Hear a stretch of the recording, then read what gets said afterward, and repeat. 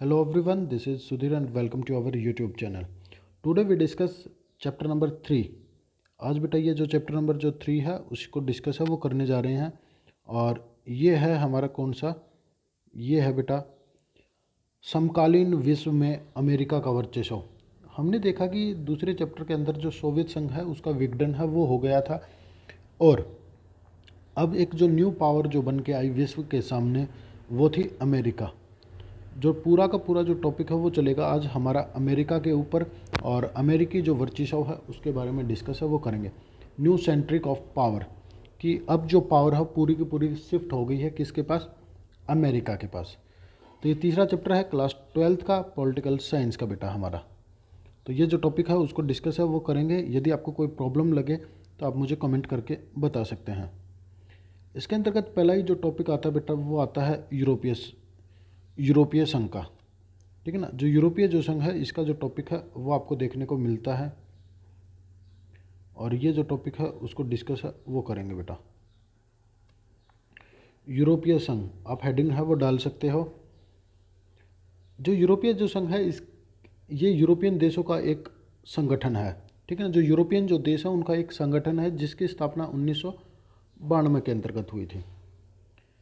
प्रारंभ में यह एक आर्थिक संगठन के रूप में कार्य कर रहा था। पहले ये क्या था, एक आर्थिक संगठन के रूप में कार्य करता था। मतलब कहने का मतलब मेरा ये है बेटा कि जो यूरोपियन जो देश थे उनको आर्थिक जो सहायता है वो प्रदान करता था पहले प्रारंभ में, लेकिन बाद में राजनीतिक संगठन की तरह कार्य करने लगा। बाद में क्या किया इसने, क्या किया, राजनीतिक संगठन की तरह जो कार्य है वो करना स्टार्ट कर दिया। यह एक विशाल राष्ट्र की तरह काम करने लग गया और इसके पास अपना झंडा, गान, स्थापना दिवस और मुद्रा सब कुछ है। तो ये एक विशाल राष्ट्र की तरह काम है वो करने लग गया। मतलब इसमें काफ़ी ज़्यादा जो देश है वो मिलने लगे और एक ये बहुत बड़ा राष्ट्र की तरह काम करने लगा। जैसे हर एक देश का अपना झंडा होता है, जैसे हमारे देश का झंडा है, तो वैसे ही यूरोपीय संघ का अपना झंडा है, गान है, उसका राष्ट्रीय स्थापना दिवस है और उसके अपनी एक खुद से एक अलग से मुद्रा भी है बेटा। यूरोपीय संघ ने 2003 में अपना संविधान बनाने का प्रयास किया लेकिन वे असफल रहे और 2003 में इसने क्या किया था, अपना संविधान बनाने की कोशिश है वो की थी पर ये असफल रहा, ज़्यादा इसको सक्सेस है वो नहीं मिली।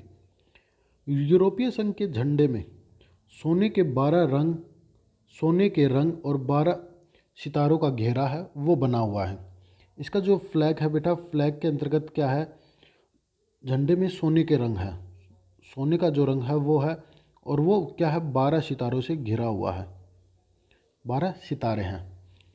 यूरोप के लोगों की एकता और मेल मिलाप का प्रतीक माना जाता है। ये जो झंडा है ये किसका प्रतीक है, ये उनकी एकता और मेल मिलाप का जो प्रतीक है बेटा वो माना जाता है।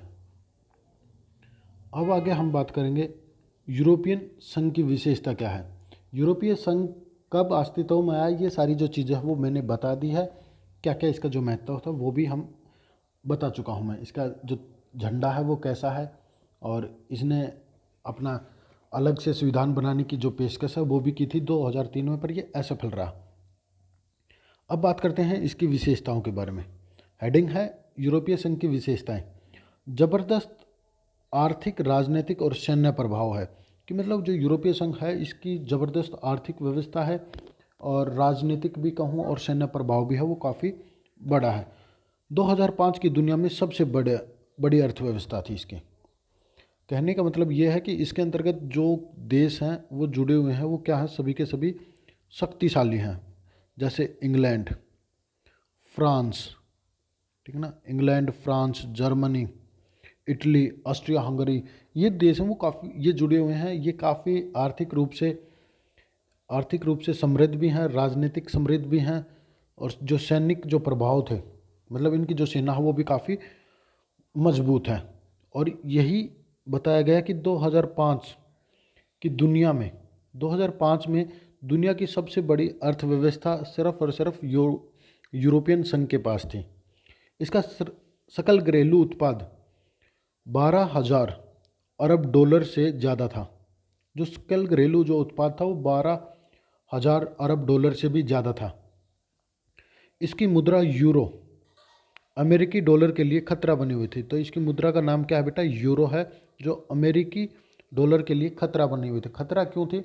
ये लगातार बढ़ती जा रही थी और जबकि अमेरिकी जो डॉलर है वो कम होता जा रहा था।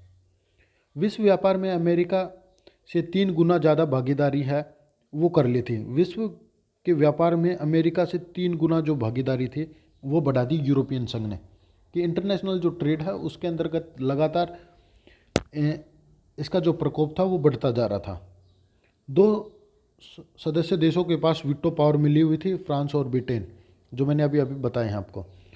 दुनिया की दूसरी सबसे बड़ी सेना भी इन्हीं के पास ही है, ठीक है ना। लगभग इनके पास, इन यूरोपियन संघ के पास 550 के करीब परमाणु हथियार भी आपको देखने को मिलते हैं।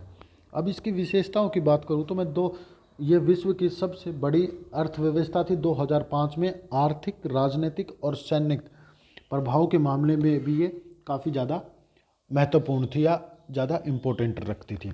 और अमेरिका से 3 गुना ज़्यादा व्यापार में इसकी भागीदारी है वो मापी गई है। और साथ ही साथ इसकी जो मुद्रा है, यूरो जो मुद्रा है, वो अमेरिकी डॉलर के लिए खतरा बनी हुई है। और इसके 2 देशों के पास क्या है? वीटो पावर है बेटा। और दुनिया की दूसरी सबसे बड़ी सेना भी यूरोपियन संघ के पास है और इसके पास कुल 550 क्या है? परमाणु हथियार हैं। अब बात करते हैं यूरोपियन संघ की कमियां, कि कुछ इसमें खामियां भी रही हैं, ठीक है ना। कुछ ना कुछ जो खामियां हैं वो भी आपको देखने को मिली यहाँ पे। तो वो खामियां क्या हैं? उन खामियों की जो बात है वो करेंगे बेटा। यूरोपियन संघ के देश, यूरोपियन संघ के सदस्य देशों में अपनी अलग अलग विदेश नीति और रक्षा नीति है। सबसे पहला जो पॉइंट है वो ये निकल के आता है, हर एक देश के पास अपनी विदेश नीति और रक्षा नीति है वो अलग अलग है। यह नीति कई बार एक दूसरे के खिलाफ हो जाती है। यही जो नीति है वो कई बार एक दूसरे के जो खिलाफ है वो हो जाती है। जैसे उदाहरण के तौर पे मैं बात करूं तो इराक पर अमेरिका हमला हुआ जब, देखिए हमने पिछले ही चैप्टर के अंतर्गत पढ़ा था कि अमेरिका ने जो इराक है उस पर हमला है वो किया था, जिसको डेजर्ट ऑपरेशन स्टॉर्म के नाम से जाना जाता है और खाड़ी युद्ध के नाम से भी जाना जाता है। तो जब इराक पर अमेरिका का हमला हुआ, उस समय ब्रिटेन ने इस हमले में साथ दिया। क्या हुआ था? जब अमेरिका ने इराक पर हमला किया तो ब्रिटेन ने उसका साथ है वो दिया, पर जर्मनी और फ्रांस इसके खिलाफ थे। जर्मनी और फ्रांस है वो इसके खिलाफ थे। तो ये कुछ कमियां हैं, 2 कमियां इसकी निकल के सामने आई हैं बेटा। एक तो है इसकी विदेश नीति और दूसरी है रक्षा नीति। ये दो नीतियाँ ऐसी हैं जो इनके बीच में मनमुटाव का जो कारण है वो बनती है। उदाहरण के रूप में मैंने आपको यहाँ पे बता दिया है। तो ये था हमारा यूरोपियन संघ, ये हमारा कंप्लीट हो गया है बेटा। और अब बात करते हैं आसियान की। ये कुछ समूह है बेटा जिनके बारे में डिस्कस है वो करना काफ़ी इम्पोर्टेंट है। आसियान क्या होता है? दक्षिण पूर्व एशियाई राष्ट्रों का संगठन। दक्षिण पूर्व एशियाई राष्ट्रों का संगठन को ही आसियान है वो कहा जाता है। तो आसियान की डेफिनेशन है वो आपसे पूछ सकता है कि क्या है, तो ये आप बता सकते हो। इसकी स्थापना 1967 में हुई और 5 जो देश थे उन्होंने बैंकॉक घोषणा पत्र पर हस्ताक्षर करके अपनी जो मंजूरी है वो दी कि हम 5, कहने का मतलब है कि 1967 के अंतर्गत 5 देशों ने मिलकर एक ग्रुप बनाया, एक संगठन बनाया जिसका नाम दे दिया गया आसियान। क्या नाम दिया गया बेटा? उसका जो नाम है वो दिया गया आसियान। आसियान की फुल फॉर्म क्या है? आसियान की फुल फॉर्म है दक्षिण पूर्व एशियाई राष्ट्रों का संगठन। प्रारंभ में इसके 5 देश थे, लेकिन बाद में 5 देश और जुड़ गए। यहाँ पे आपसे पूछा जाएगा कि जब शुरुआत हुई 1967 के अंतर्गत तो कितने देश थे? 5 थे। फिर बाद में 5 देश है वो और इसके अंतर्गत इंक्लूड है वो हो गए बेटा। प्रारंभ में जो देश थे वो थे Indonesia, Malaysia, Philippines, Singapore, Thailand, ये देश थे। और ये पहले 5 देश थे और बाद में 5 देश हैं वो और जुड़ गए। ब्रुनेई, वियतनाम, लाओस, म्यांमार और कंबोडिया, ये 5 देश हैं वो और बाद में हैं वो जुड़ गए। तो ये था आसियान के बारे में कि आसियान एक स्थापना कब हुई, कितने देश हैं इसके अंतर्गत, वो सारी जो चीज़ें हैं वो मैंने आपको यहाँ पे बता दी। और कौन से घोषणा पत्र पे साइन किए थे, बैंकॉक घोषणा पत्र पे साइन है, वो हुए थे इन पांचों देशों के जो शुरुआत में जुड़े थे। अब आसियान के उद्देश्य की बात करते हैं बेटा। आसियान का उद्देश्य क्या है उसकी बात करते हैं। उद्देश्य मतलब इसका एम क्या है, आर्थिक विकास तेज़ी से करना, कि ये जो देश हैं उनका आर्थिक विकास है वो काफ़ी तेज़ी से करना, सामाजिक और सांस्कृतिक विकास करना, कानून कानून और शासन को सुधारना, संयुक्त राष्ट्र के कायदों पर आधारित क्षेत्रीय शांति और स्थापित्य को बढ़ावा देना। मतलब कहने का मतलब है कि जो राष्ट्रीय संयुक्त राष्ट्र संघ है, यूएनओ है, उसके उसके कानूनों का, उसके नियमों का पालन करना और विश्व में शांति को स्थापित करना, ही इनका क्या है, मुख्य उद्देश्य है। या मैं कहूँ कि इनका मुख्य जो कार्य है वो क्या क्या है। एक तो अपने आर्थिक जो विकास है उसको बढ़ावा देना, और साथ के साथ सामाजिक और सांस्कृतिक विकास को बढ़ावा देना, कानूनी जो मैं कहूँ कि जो कानून है या जो प्रशासन है उसके अंतर्गत जो सुधार है वो करना, इनका क्या था, मुख्य उद्देश्य था बेटा। विश्व भर में शांति स्थापित करना ही, और संयुक्त राष्ट्र संघ के नियमों का पालन करना, ये क्या थे, इसके कुछ एक कार्य थे जो मैंने आपको यहाँ पे बताए। कुछ ना कुछ ये इसके एम थे। तो यहाँ पे क्लियर हुआ होगा बेटा, और कुछ डाउट है तो आप एक बार मेरे से दोबारा से है वो पूछ सकते हैं। तो आशा करता हूँ कि आपको ये जो टॉपिक है वो क्लियर हुआ होगा। अब बात करते हैं आसियान की शैली क्या है, ठीक है ना। अनौपचारिक टकराव रहित, अनौपचारिक टकराव रहित सहयोगात्मक मेल मिलाप का नया उदाहरण पेश करके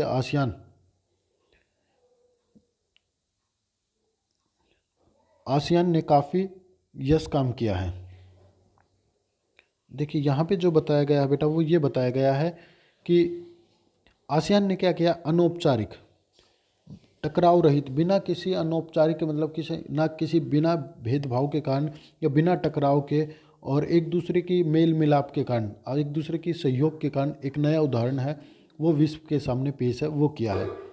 इसे ही आसियान की शैली है वो कहा जाता है। मतलब आसियान की शैली क्या है बेटा, आसियान की शैली के बारे में आपसे कोई पूछ ले तो वो ये है कि उनको मिलजुल कर काम है वो करना करना पड़ता है या करना चाहिए, वे काम करते हैं, और बिना किसी अनौपचारिक बिना किसी भेदभाव के कारण टकराव रहित और आपस में एक दूसरे के साथ मेल मिलाप करके वो अपना जो कार्य है वो करते हैं। सबसे तेज़ रफ्तार से विकास करने वाला संगठन है वो बना, आसियान सबसे तेज विकास करने वाला जो संगठन है वो बनकर सामने आया। तो यहाँ पे हम बात करते हैं आसियान के 3 स्तंभ हैं, ठीक है ना। इसके 3 स्तंभ हैं जिसके ऊपर आसियान जो संगठन है वो पूरा टिका हुआ है।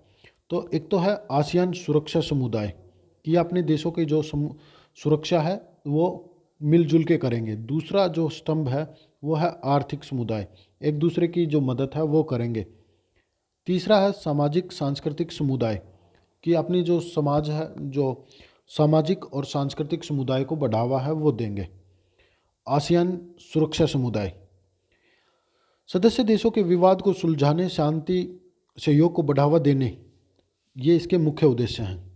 कि सुरक्षा में क्या होगा, शांति स्थापित करना, सहयोग को बढ़ावा देना और जो मामले हैं उनको सुलझाना। अब करते हैं आसियान के आर्थिक समुदाय, मार्केट अवेलेबल कराना और मुक्त व्यापार को बढ़ावा देना, आर्थिक विवादों को सुलझाना। तो हर देखिए इसके अंतर्गत क्या चीज़ आएगी, सुरक्षा के अंतर्गत शांति स्थापित करना, सहयोग को बढ़ावा देना, विवादों को सुलझाना, ठीक है ना, ये चीज़ आई। और फिर आसियान दूसरा कौन सा है, आर्थिक। आर्थिक के अंतर्गत क्या क्या चीज़ें आई, साझा बाजार। साझा बाजार मतलब कोई भी देश है वो इन देशों में जाकर अपना जो व्यापार है वो स्थापित, बाजार है वो स्थापित कर सकता है, और आपस में जो ये व्यापार करेंगे वो मुक्त व्यापार होगा, किसी प्रकार का कोई उस पर जो कर है वो नहीं होगा। और आर्थिक विवाद हो जाए आपस में, इनका जो आर्थिक जो विवाद है वो हो जाए तो उसको सुलझाने के लिए भी ये काम करते हैं। अब बात करते हैं सामाजिक सांस्कृतिक समुदाय, ठीक है ना। सामाजिक सांस्कृतिक समुदाय इसके अंतर्गत क्या बताया गया है, आसियान क्षेत्र मंच की स्थापना तथा उद्देश्य था। यहाँ पे क्या बताया गया है, आसियान देशों को सामाजिक और सांस्कृतिक विकास को बढ़ावा देना के लिए इसकी जो स्थापना है वो की गई थी। इसकी जो स्थापना है वो 1994 के अंतर्गत है वो की गई थी। और इसका उद्देश्य क्या है, आसियान देशों की सुरक्षा करना। आसियान देशों की सुरक्षा करना, आसियान देशों की विदेशी नीति में तालमेल बनाए रखना। और दूसरा कारण क्या है, एक तो सुरक्षा करना और दूसरा है इनकी जो विदेश नीति है उसमें एक तालमेल है वो स्थापित करना। बेटा आसियान विजन 2020 से क्या अभिप्राय है, ये जो चीज़ है बेटा वो करेंगे हम कल।